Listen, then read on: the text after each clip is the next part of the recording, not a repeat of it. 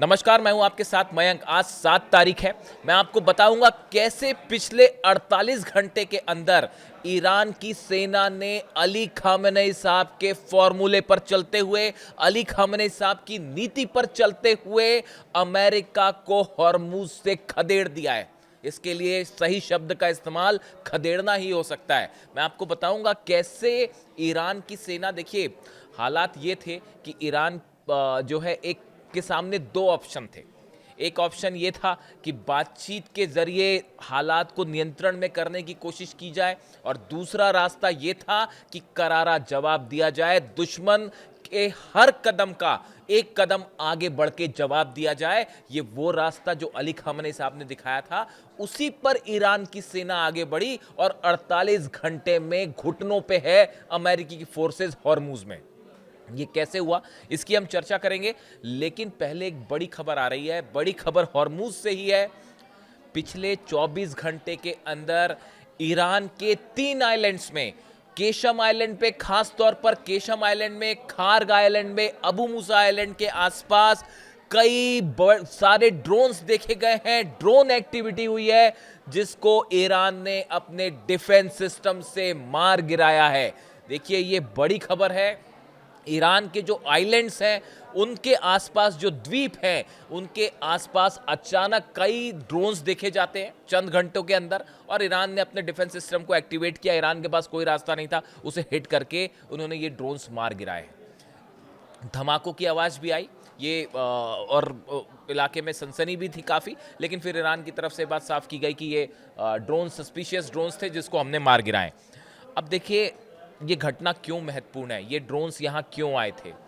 कुछ दिनों पहले की बात है, तेहरान में इस तरह के आपने देखे होंगे। तेहरान में कई ड्रोन्स एंटर किए थे। ईरान की कई जगह पर जो लैंड है, वहाँ पर कई ड्रोन्स अंदर आए, जिसे भी ईरान ने मार गिराया।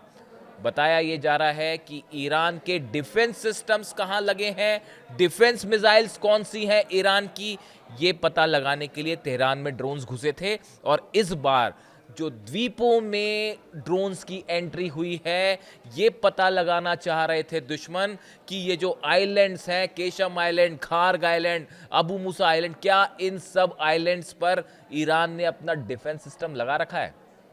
जवाब है हाँ, लगा रखा है। जितने ड्रोन्स आए थे सब के सब तबाह हुए हैं। अब जिसको पता, देखिए ईरान की पॉलिसी में कैसे बड़ा शिफ्ट आया है और कैसे मैं अली खामेनेई साहब को इससे जोड़ के देख रहा हूं। आप इस बात को देखिए, आप पिछले 48 घंटे में नज़र डालिए कि क्या क्या डेवलपमेंट होते हैं।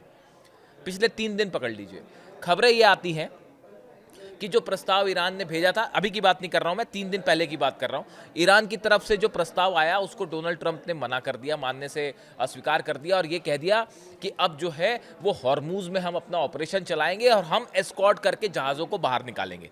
यानी अमेरिका के जहाज़ आगे बढ़ने शुरू हो गए हॉर्मुज की तरफ। खबरें ये आने लगी कि इजराइल और यूएई मिलकर बड़ा हमला करने वाले हैं और जहाज़ रिफ्यूलिंग जेट्स पहुंचने शुरू हो गए। F-35 का मूवमेंट हो गया, F-22 का मूवमेंट हो गया, तमाम जो है पेट्रियट और थार्ड सिस्टम पहुंचने लगे, और जहां जाने कितने टन हथियार इजराइल पहुंच गए। इन हालात में ईरान के सामने ये ऑप्शन था कि अब इसका जवाब कैसे दिया जाए। एक तरफ सीज फायर चल रहा है, काफ़ी मंथन हुआ, बताया जाता है ईरान की सिक्योरिटी काउंसिल की बैठक हुई, और उस बैठक में यह फैसला लिया गया कि अब अमेरिका को उसके हर किए का, इजराइल को उसके हर किए का, इसके पहले कि दुश्मन कोई कदम उठाए, एक कदम आगे बढ़ के जवाब दिया जाए। ये वो पॉलिसी है जो अली खामेनेई साहब ने अपनी सेना के लिए तय की थी कि दुश्मन जो भी हमला करता है, आपको अगर इस बात के लिए आप निश्चित हो जाते हैं कि हमला होने वाला है, आप पहले ही जवाब दे दीजिए उसको, और या फिर अगर हमला होता है तो उसको उसी की भाषा में करारा जवाब दीजिए। यानी एग्रेसिव अप्रोच रखिए, दुश्मन से दब के रहने की जरूरत नहीं है, उसको तुरंत रिप्लाई करिए। नतीजा क्या था, अमेरिका के जो शिप जो एस्कॉर्ट करने के लिए अंदर आए थे, उस पे अबू मेहदी मिसाइल्स मारी गई हैं। देखिए, आपको तमाम दुनिया भर की खबरें मिलेंगी, इस तरह के दावे होंगे कि नहीं नहीं, कोई मिसाइल हिट नहीं हुई और वो तो आसपास ही बस वार्निंग शॉट था। कौन सा देश ये स्वीकार करेगा कि ईरान की अबू मेहदी मिसाइल्स ने वॉरशिप पे जो है वो सीधा अटैक किया? जो इंफॉर्मेशन मेरे मुताबिक है, ईरान के वॉरशिप को सीधा डैमेज हुआ है, अबू मेहदी मिसाइल ने हिट किया है। देखिए, कई मिसाइल्स फायर हुई थी, उसमें से हो सकता है कि कुछ वार्निंग शॉट्स भी हो, लेकिन एक मिसाइल ने अमेरिका के 2 जहाजों को हिट किया और एक एक मिसाइल ने दोनों को हिट किया और 2 जहाज वहां पर क्षतिग्रस्त हुए। कितना नुकसान हुआ वो पता नहीं, लेकिन ये देखिए, इस बात को सेंटकॉम कभी कबूल नहीं करेगा। तो जेरल्ड आर फोर्ड में जब आग लगी थी तो क्या कबूल कर लिया था कि वो अंडर वाटर ड्रोन ने हिट किया था? नहीं किया था, लेकिन आग लगी ना, गया था वहां से वापस। तो देखिए, खबर ये थी कि 2 शिप्स को वाकई हिट किया ईरान ने। उसके बाद आप देखिए, एक रिफ्यूलिंग जेट रडार से गायब हो जाता है। हॉर्मूज में ईरान के एयर स्पेस के पास आप जो है 3 घंटे से एक जहाज घुमा रहे थे, रिफ्यूलिंग जेट। ईरान की तरफ से वार्निंग आई, नहीं माना, ईरान ने अपना डिफेंस सिस्टम फायर किया और प्लेन रडार से गायब हो गया। अब आप हिसाब लगाते रहिए कि प्लेन कहां गया। 2 टेक ऑफ भी किए कतर से हेलीकॉप्टर बचाने के लिए, मुझे नहीं पता वो प्लेन कहां गया। वो जो भी खबर आई हो उसके बाद आप देखिए, खबरें लगातार आ रही थी, इजराइल और यूएई की तरफ से बड़ी स्ट्राइक हो सकती है ईरान पे। ये डिफेंस इंडस्ट्री से और खुफिया एजेंसी से जुड़े जो लोग हैं वो सब इस बात का स्पेकुलेशन कर रहे थे कि हो सकता है अमेरिका इस बार हमला ना करे और यूएई और शायद इजराइल जो है किसी रूप में संयुक्त रूप से शामिल हो सकते हैं। ऐसी आशंकाएं जताई जा रही थी। क्या हुआ नतीजा? इसके पहले कि इधर से हमला होता, फुजेरा में 2 ऑयल डिपो पे दनादन मिसाइल्स गिरी हैं, 15 मिसाइल्स मारी गई और ड्रोन्स मारे गए। ईरान ने समझा दिया, देखिए ऐसा है, अगर आप ये ख्याली पुलाव में है कि किसी तरह का आप हमला कर देंगे तो पिछली बार से ज्यादा करारा जवाब मिलेगा। अरब का एक भी तेल का कुआं नहीं छोड़ा जाएगा और उसके अलावा जितनी आईटी इंडस्ट्रीज हैं वो फिर जलेंगी। और जैसे पिछली बार अमेरिका के बेसिस उड़े, इस बार अरब के तेल के कुएं निशाने पर हैं। और इस बात को पुतिन की तरफ से हरी झंडी थी। आप खुद सोचिए इस बात को कि ईरान क्या इन हालात में, जहां पूरी दुनिया की इकोनॉमी का स्टेक है हॉर्मूज में, क्या पुतिन की परमिशन के बिना, या परमिशन शब्द सही नहीं होगा, उनको कंसल्ट किए बिना क्या ईरान हमला करेगा? क्या चीन से कंसल्ट किए बिना, उनकी राय लिए बिना हमला करेगा? कतई नहीं करेगा। ईरान की तरफ से जो दागी गई मिसाइलें, चाहे यूएई पे दागी गई हैं, चाहे ड्रोन्स फायर किए गए, अमेरिका के जहाजों पर हमला किया गया, प्लेन्स पर हमला किया गया, सब की सब पुतिन और जिनपिंग के परमिशन से किया गया। बल्कि इन्होंने कहा तो यह भी जा रहा है कि पुतिन की तरफ से कहा गया कि हिट करिए। इस तरह की भी दावे सोशल मीडिया पे मिल जाएंगे आपको। आप याद रखिए, फिर से रिपीट करता हूं मैं, रूस के ऑयल रिफाइनरीज पे जबरदस्त हमले हो रहे हैं यूक्रेन की तरफ से। रूस के जो तेल की ठिकाने जल रहे हैं, तो आपसे जो ऑयल रिफाइनरी है 4 बार हमला हो चुका है उस पर। हर आदमी इस बात को समझता है, जो जरा भी आप अगर समझ रख रहे हैं कि ये यूक्रेन ने हमले अचानक बढ़ा दिए हैं, ये डोनाल्ड ट्रंप के कहने पर हो रहा है, अमेरिका के कहने पर हो रहा है, ऐसा कई एक्सपर्ट्स अपनी राय रखते हैं। उसका नतीजा था कि ये मैसेज दिया गया था कि अगर ये ऑयल पे आग लगाने का खेल करेंगे आप, तो अरब का एक भी ऑयल का जो है ठिकाना फिर नहीं बचेगा। और उसके बाद पर्याप्त मिसाइल्स हैं ईरान के पास। और जहां तक अब जो नई जानकारी आ रही है, अगले वीडियो में एक बड़ा खुलासा ईरान की मिसाइल्स को लेकर।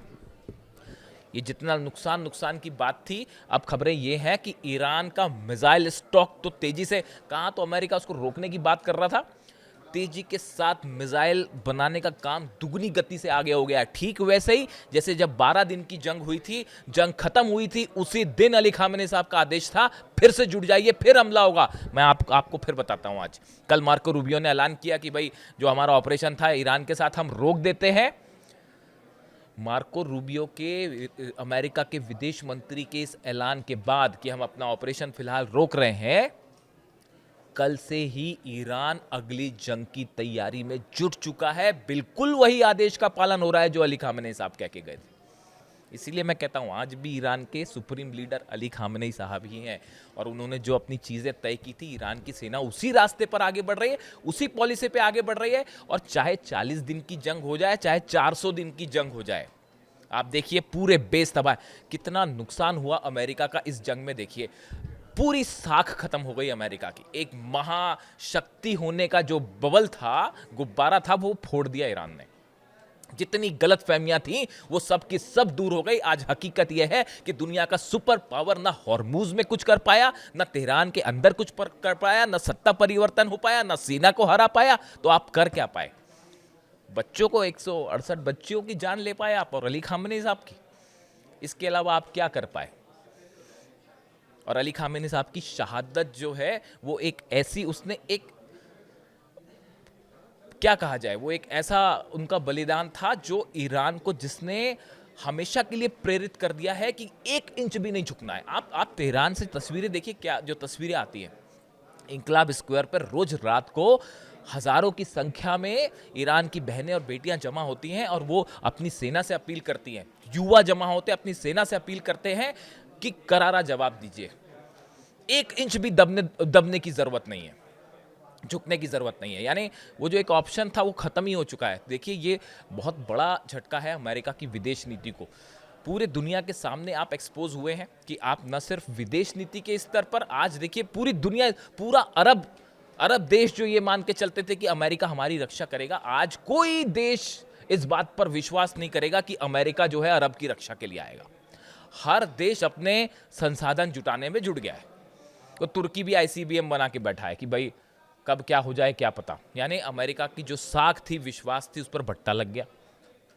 हथियारों के मामले में थर्ड पेट्रियट खत्म हो गए, सबके सब बेस जल गए, हॉर्मूज में इतनी सारी सेना लेके खड़े रहे, और नतीजा क्या है? अमेरिका के जहाज, खबरें क्या आ रही है, अमेरिका के जहाज पिट गए, अमेरिका का जहाज रिफ्यूलिंग जेट गायब हो गया, और वो जो है फ्रांस के टैंकर पर हमला हो गया। और वहाँ से क्या क्लेम किया जा रहा है, हमने 7 ईरान की छोटी बोट्स जो है वो उसको डिस्ट्रॉय कर दिया। ये इसकी चर्चा व्हाइट हाउस में है, जो वो बड़ा उसका वो मान रहे हैं कि भाई हमने बड़ा काम किया है। तो देखिए अब क्या है कि जो है इस जंग ने, इसीलिए कई एक्सपर्ट्स कहते हैं, अमेरिका के ही विदेश नीति के जानकार कह रहे हैं, मैं नहीं कह रहा, अमेरिका के ही विदेश नीति के जानकार कह रहे हैं कि विदेश नीति कैसे ना की जाए, जंग कैसे ना किया जाए, इसका परफेक्ट एग्जाम्पल अमेरिका ने पेश कर दिया है। How not to do a foreign policy, how not to do a war, ये तरीका पेश कर दिया गया। अब देखिए अब नई स्थिति है, ये जो जंग, और आप मान के चलिए अमेरिका फिर से हमला करेगा, इस बात को आप, यही बात अली खामेनी साहब कह रहे थे 12 दिन की जंग के बाद, वो सही हुई थी। और आज देखिए मैं फिर से आपसे बात कह रहा हूँ, ये जो जंग रोकी गई, इसकी सबसे 2 बड़ी वजह मैं आपको बता चुका हूँ पिछले वीडियो में। एक तो कांग्रेस से, अमेरिकी संसद से परमिशन लेनी थी, 60 दिन से ज़्यादा युद्ध करते, तो उन्होंने कहा अभी ख़त्म कर दो ताकि परमिशन ना लेनी पड़े, थोड़े समय बाद जब ज़रूरत पड़ेगी उसके हिसाब से फिर चालू कर दिया जाएगा, और बोला जाएगा कि ये तो अलग नई जंग है, यानी परमिशन की कोई ज़रूरत नहीं है, फिर 60 दिन है। एक तरीका ये। दूसरा, चीन जा रहे हैं डोनाल्ड ट्रंप, अब्बास अराक्ची साहब वहां गए, एक बढ़िया रणनीति तैयार हुई है कि क्या करना है हॉर्मुज का, चाइना के साथ और पुतिन के साथ मिलके ईरान की। अब डोनाल्ड ट्रंप जा रहे हैं चाइना, और वो ये चाह रहे थे कि उनके चीन जाने के पहले ये हॉर्मुज वाला टेंशन खत्म हो, वरना चीन के साथ होने वाली सारी डील्स जो है वो फेल हो जाएंगी, वो मुश्किल में फंस जाएंगी। इसलिए डोनाल्ड ट्रंप ये नहीं चाह रहे थे कि चीन के साथ जो है वो विजिट खतरे में पड़ जाए या वो मामला खराब हो जाए। इसलिए भी यहाँ पर ये इस तरह का जो मार्को रूबियो ने कल अनाउंसमेंट किया। लेकिन आपने सुना होगा अमेरिका के विदेश मंत्री क्या कह रहे हैं, वो ये कह रहे हैं कि हम अब यूरेनियम पर बात करेंगे, हम न्यूक्लियर डील पर बात करेंगे। और एक और नया ऑप्शन दे दिया उन्होंने कि ऐसे भी कई देश हैं जो खुद यूरेनियम एनरिचमेंट नहीं करते, वो दूसरे देश से यूरेनियम लेके अपने बिजली के कारखाने चलाते हैं। ऐसा है, इस सब बातों के लिए ईरान ने साफ कर दिया है कि हमारे यूरेनियम पर कोई चर्चा नहीं होगी, हमारे वैज्ञानिकों ने बनाया उस पर कोई बात नहीं होगी, न्यूक्लियर प्रोग्राम भी हम अपना जारी रखेंगे। ईरान उस पर बात करने को ही तैयार नहीं। तो ऐसे सूरत में कैसे समझौता हो जाएगा, कैसे डील हो जाएगी, और कब तक वो डील चल जाएगी? ऑब्वियस सी बात है, यही विजन था अली खामेनी साहब का, ताकि वो बिल्कुल सुप्रीम लीडर तो थे, वो ईरान के सुप्रीम लीडर थे, रिलीजियस लीडर थे। लेकिन मैं आपको बताऊं, मैंने जो है दुनिया भर के तमाम वॉर एक्सपर्ट्स के बारे में जानकारी हासिल की, उनके स्ट्रैटेजी, उनके जैसा क्लियर विजन आपको बहुत कम लोगों में मिलेगा। He was so clear about his purpose कि मुझे आगे क्या करना है, ईरान को क्या करना चाहिए, ईरान का दुश्मन कौन है, ईरान को किससे दोस्ती करनी, बड़ा क्लियर विजन था उनका। और यही वजह है कि आज ईरान, देखिए नुकसान हुआ ईरान को, ईरान ने कुर्बानियां दी, इसमें कोई दो राय नहीं है, तमाम साइंटिस्ट शहीद हुए हैं, सैनिक शहीद हुए, कमांडर शहीद हुए। लेकिन आज हकीकत यह है कि अली खामेनी साहब का ईरान डोनाल्ड ट्रंप पे भारी पड़ गया है।